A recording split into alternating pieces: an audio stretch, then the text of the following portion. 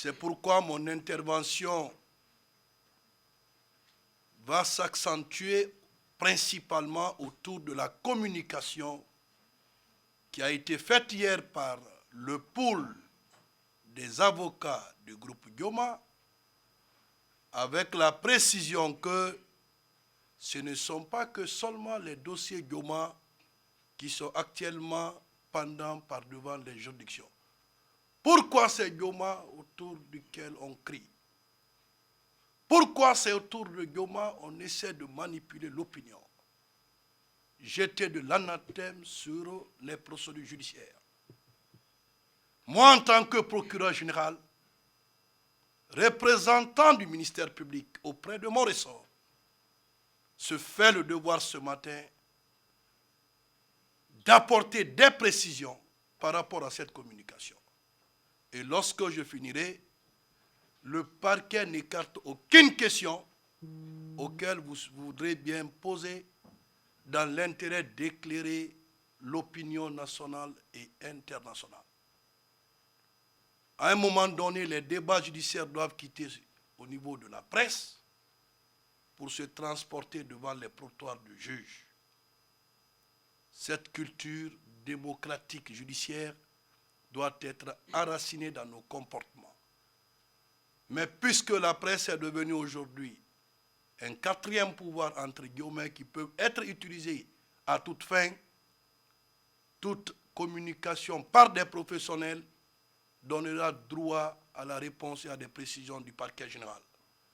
Sur ce, vous allez me permettre, sans plus tarder, de vous faire parvenir le contenu de la position du parquet général suite à cette communication inappropriée de ceux-là qui se qualifient des professionnels de droit.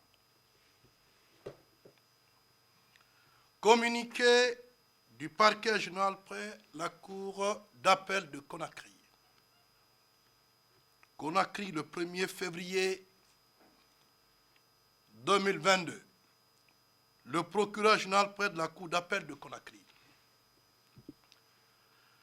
Le parquet général près la cour d'appel de Conakry constate avec regret la communication erronée et de détresse par voie de presse du pool d'avocats constitué par Gyoma Group en désespoir de cause suite à l'intervention de M. le procureur général près la cour d'appel de Conakry en date du 21 janvier 2022 devant la presse et au communiqué de M. le procureur spécial près la cour des infractions économiques et financières en abrégé CRIEF. Il est de la responsabilité de M. le procureur général, en sa qualité d'autorité chargée de l'action publique dans son ressort et par respect des principes édictés à l'article préliminaire du Code de procédure pénale, d'informer et de veiller aux garanties des droits des parties dans les affaires citées au cours de la première communication faite le 21 janvier 2022.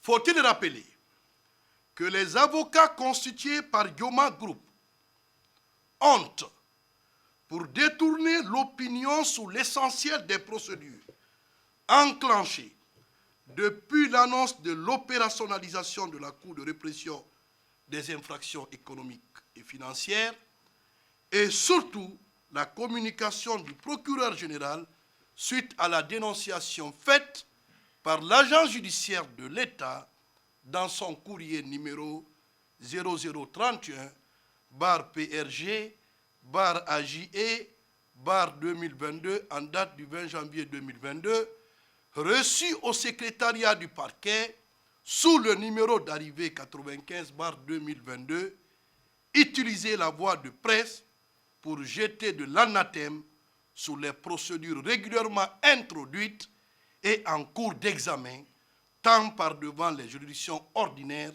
que par devant cette juridiction spéciale.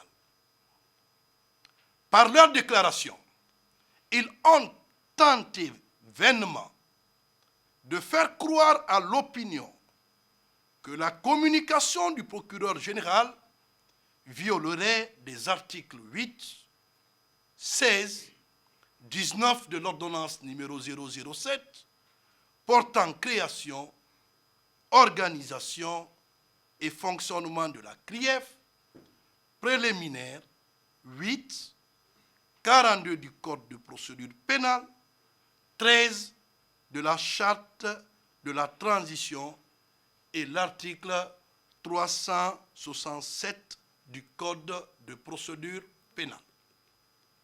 Cependant, le parquet général tient à apporter des précisions légales pour éviter toute confusion de nature à jeter du discrédit sur l'action judiciaire engagée autour de plusieurs procédures, notamment celle ouverte contre Guillaume Group. 1. Rappel des procédures invoquées dans la communication du parquet général en conformité avec les règles de procédure en la matière. Faut-il rappeler que l'agent judiciaire de l'État, en tant que représentant de l'État, a porté par voie de dénonciation des faits qui relèvent de la compétence tant des juridictions ordinaires que celle de la CRIEF sur le fondement de l'article 44 du Code de procédure pénale qui dispose: le procureur général reçoit les plaintes et dénonciations qui lui sont adressées soit par la cour d'appel, soit par un fonctionnaire public, soit par un simple citoyen. Il en tient registre et les transmet au procureur de la République compétent.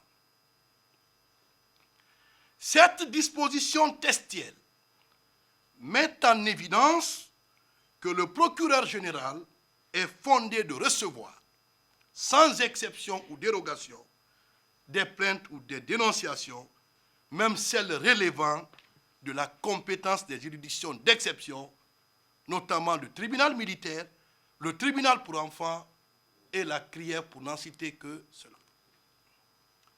Toutefois, il transmettra à chacune de ces juridictions d'exception les dossiers relatifs à ces plaintes et dénonciations portées à sa connaissance en tenant compte de leurs compétences d'attribution. Il importe de préciser que les règles de compétence sont d'ordre public, donc s'imposent aux juges et aux parties assistés de leurs conseils. L'ordonnance numéro 2021-007 CNRD SGG portant compétence, organisation et fonctionnement de la Cour de répression des infractions économiques et financières, CRIEF, donne à cette juridiction, qui est peu connue puisqu'elle vient de naître, une compétence d'attribution spéciale à la différence des juridictions ordinaires de premier degré et de second degré qui ont une compétence d'attribution générale.